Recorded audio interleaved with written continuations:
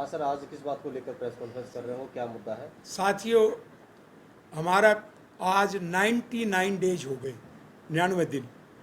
सबसे पहला धरना केएमपी मांडोटी टोल प्लाजा पे शुरू किया था। ऑर्बिट रेल के मुआवजे की बढ़ोतरी के अतिरिक्त भी हमारी कुछ मांगे थी। आज कम से कम जो ऑर्बिट रेल की बढ़ोतरी का जो मामला था, वो सोनीपत का भी मुआवजा आज बढ़ाने की घोषणा कर दी है, और जिसकी कॉपी आज हमने आपको दी है, और ये कॉपी हमारे पास भी इसकी विधिवत जो सरकार से जो कमेटी की रिपोर्ट के साथ कॉपी है। तो ये बाजार मूल्य बढ़वाया हमने। बाजार मूल्य और कलेक्टर रेट में अंतर होता है। कलेक्टर रेट आज जो बढ़ा है, अभी साल में 1 अप्रैल से बढ़ा है, ये भविष्य में जो जमीन अधिग्रहण होगा उसमें काम आएगा। कानून में लिखा हुआ है कलेक्टर रेट या सेल डीड। तो बाजार मूल्य इसलिए हमने बढ़वाया ताकि हमें न्याय मिल सके। तो बाजार मूल्य में जो बढ़ोतरी हुई है उसमें मैं कुछ गांव का औपचारिक रूप से बता दूं। जैसे कि कुछ गांव का जो बाजार मूल्य पहले 27 लाख था, तो वो अब 35 लाख हो गया। अब उसमें 2.5 गुना बढ़ता है। अब ये 8 लाख रुपए बढ़ा तो ये 20 लाख रुपए बढ़ा, और इस पे इंटरेस्ट लग के वो 21-22 लाख रुपए चला गया। तो कुछ गांव का 21-22 लाख है, कुछ गांव का 30 के करीब भी है। जैसे कि मैं आपको तुर्कपुर का उदाहरण दूं, तो तुर्कपुर में पहले जो था वो सबसे कम था 21 लाख कलेक्टर रेट, और जो बाजार मूल्य भी फिर कलेक्टर रेट के आधार पर तय किया था। अब जो नया है उनको 33 लाख दिया है। तो नया जो तुर्कपुर का 33 लाख सामान्य लैंड का, लिंक रोड का तो और भी ज्यादा है, तो सामान्य लैंड का ये 2.5 गुना फिर हमें हरियाणा सरकार देती है।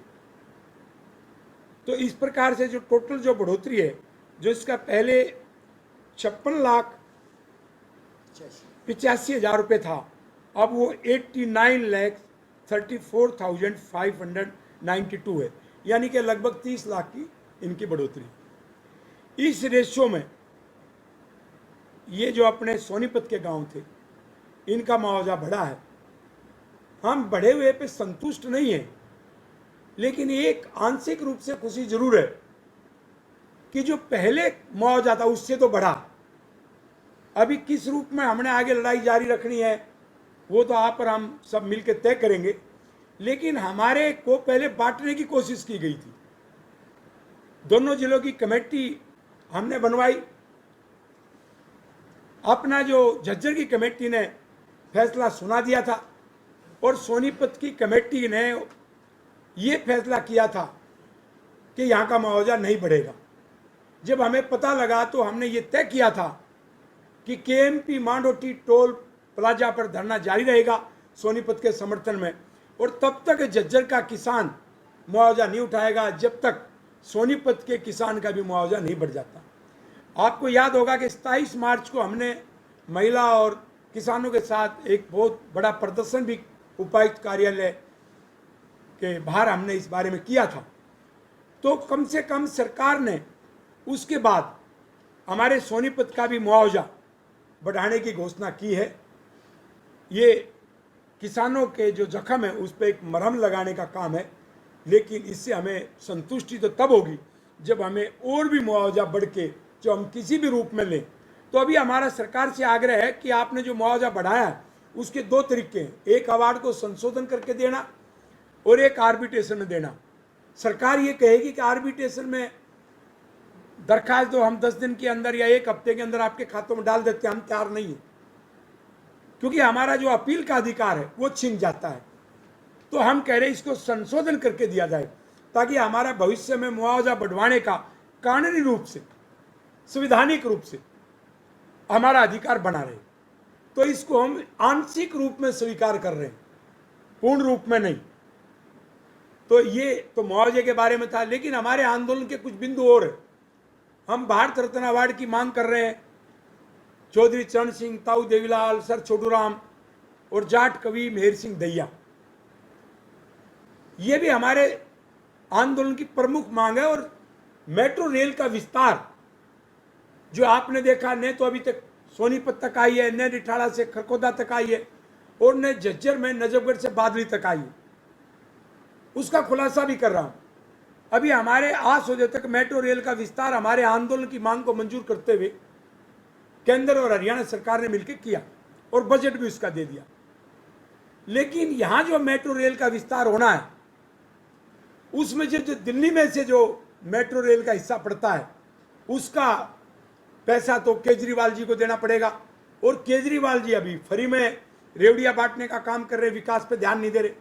तो हमारा आंदोलन जब तक जारी रहेगा, केजरीवाल सरकार के खिलाफ भी हो, जब तक जारी रहेगा, जब तक मेट्रो रेल का विस्तार, तीनों मेट्रो रेल का विस्तार सोनीपत तक, खरखोदा तक और बादली तक नहीं हो जाता।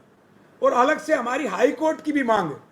हाई कोर्ट के मामले में मैं आपको एक सूचना जरूर दे रहा हूं कि हमारे आंदोलन के बाद काफी प्रगति हुई है और दोनों मुख्यमंत्रियों की केंद्रीय गृह मंत्री ने एक मीटिंग भी संयुक्त बुलाई थी और उसमें चर्चा चल रही है। और हम आशा करते हैं कि हमारा हाई कोर्ट जल्दी अलग से बनेगा। तो हमारी जो मूलभूत मांगे हैं, जो विकास की बात है, वो जब तक स्वीकार नहीं हो जाती तब तक भारत भूमि बचाओ संघर्ष समिति के बैनर के नीचे जो आंदोलन चल रहा है वो जारी रहेगा। और इसमें भी सबसे ऊपर जो प्रमुख मुद्दा हुआ SYL का है। अब की बार SYL के पानी के ऊपर कोई समझौता नहीं। जब तक SYL के लिए हमारी सरकार से ये मांग है कि पैरामिलिट्री फोर्सेस को या सेना को दे और उसको जो आर्ट दिया है उसको खुदाई करके और उस काम को पूरा करके हमारे हरियाणा को, दिल्ली को, राजस्थान को पानी देने का काम किया जाए। जब केंद्र सरकार इतना बड़ा कदम नहीं उठाएगी तो अकेले सर्वोच्च न्यायालय के फैसले से हमें न्याय नहीं मिलने वाला। मैं सर्वोच्च न्यायालय के फैसले का स्वागत करता हूं, लेकिन सर्वोच्च न्यायालय के और कमीशन के जो फैसले हैं उनको लागू करने का काम वो केंद्र सरकार का है।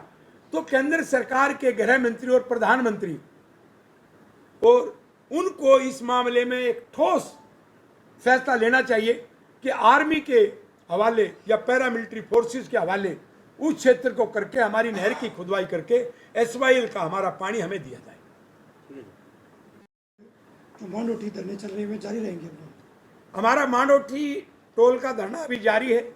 हम पंचायत बुला के कोई फैसला करेंगे, क्योंकि हम खापों में, पंचायत में, प्रजातंत्र में विश्वास रखते हैं।